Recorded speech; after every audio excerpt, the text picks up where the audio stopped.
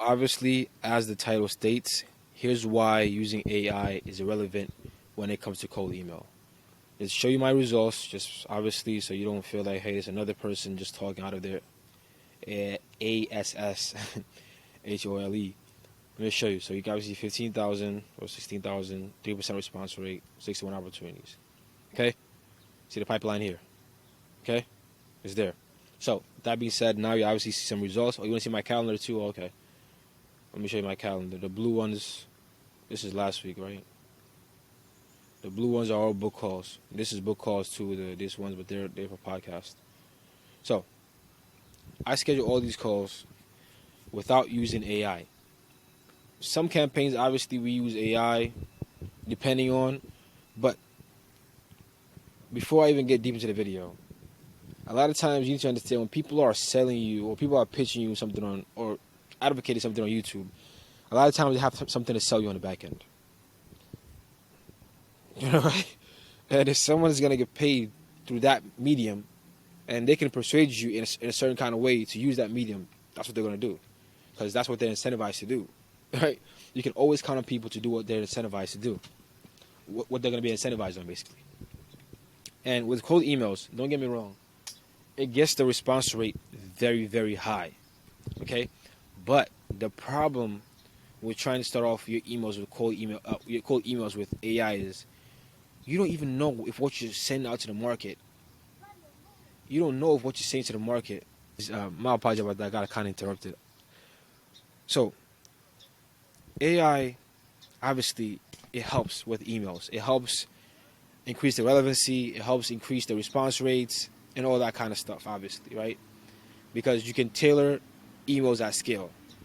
But if you're tailoring emails at scale, offering a proposition to people that they do not need, you're going to get a lot of positive, negative responses. Basically, people just saying, thank you for reaching out, blah, blah, blah. I don't need this right now. And for every single email that you're basically personalizing, it takes tokens. So you're paying money to basically just get people to tell you, thank you for doing research on me. Right? And everything obviously gets watered down. Eventually, people are going to get used to AI emails to the point they're going to be like, why? There's another ChatGPT email you're sending to me. That's another conversation. But the results that I just showed to you are literally derived from only just syntaxing emails.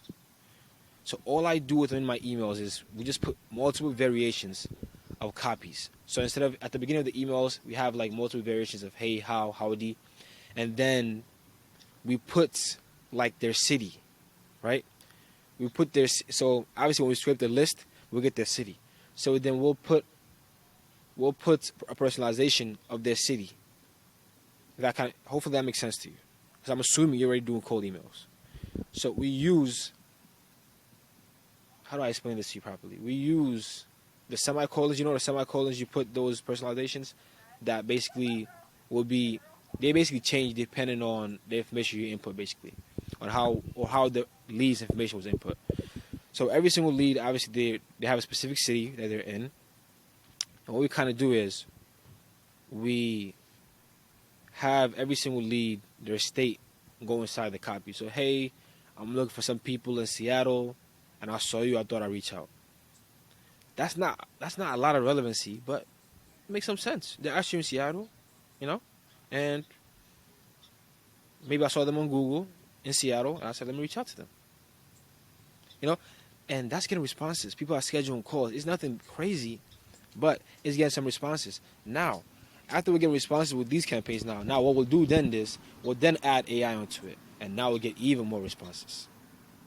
Okay, so the AI stuff is relevant. You can use it, but if you don't have the money, number one, I say number two is if you don't have the money. Number one, if you don't have a messaging product fit, don't worry about AI.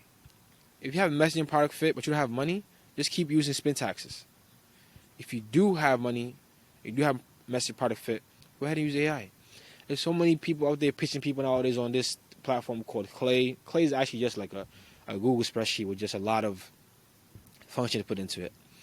But man, like, unless you can personalize emails at scale for free by using Google Sheets, even Google Sheets is not free. Obviously, you need to ChatGPT, OpenAI tokens, and all that kind of stuff.